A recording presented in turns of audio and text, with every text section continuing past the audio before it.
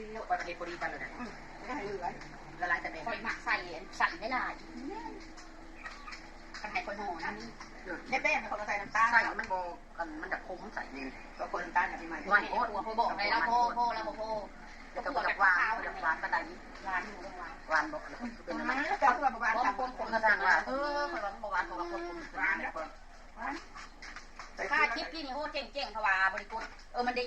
กาตัวเราเป็นประจำวงกุยประโดนสร้างเป็นบอกที่นี่ได้พอชิดกูเลยจับนั่น 7 8ไปก่อนเลยเด้อ จุดก่อนก่อนนะ นั่นแล้วจะจับเป็นอันนี้นะ มากินก่อน บ่หังนะคันบ่กินกับเขากินบ่เกิน3 อันต้อง ถือสามก่อนกระดังจำนะสุดๆสามอิ่มแล้วเนาะ คอยกินข้าวผัดทะเลแต่เช้าคนทานอร่อยแล้วเขาหิ้วข้าวด้วย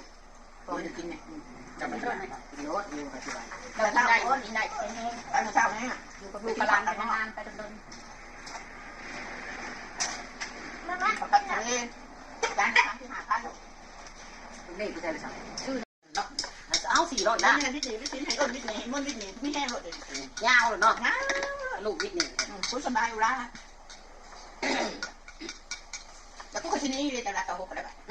ต้องอยู่ อ๋อคุณจะไปอยู่โคราชเลย ให้หน้าบ่ได้สั่งบ่ได้บ่ คือจะนั่นแหละ อย่าไฟบ่ได้เลย อยากไป ไฟคือบ่ขายเลยครับไปอยู่คุณเลย ถ้ามีเงินมีคำนี่ ไกลบ่ได้แล้วอีกคนนึงใครจะอยู่ใกล้แถวนี้มันมันยังบ่มีเงิน จะไปปลุกเพื่อนอยู่โคราชเลย ก็ไปอยู่พระรามน้ำแม่เขาได้เงินมั่งเงินมูลอยู่พุ่นกันอยู่ เอาผู้ชายไปนั่งอยู่แล้วผู้ชายเนี่ยผู้ชายเขาจะไปนำผัวเนี่ย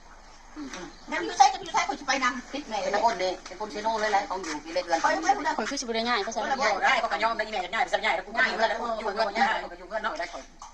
เอาโอเคนะ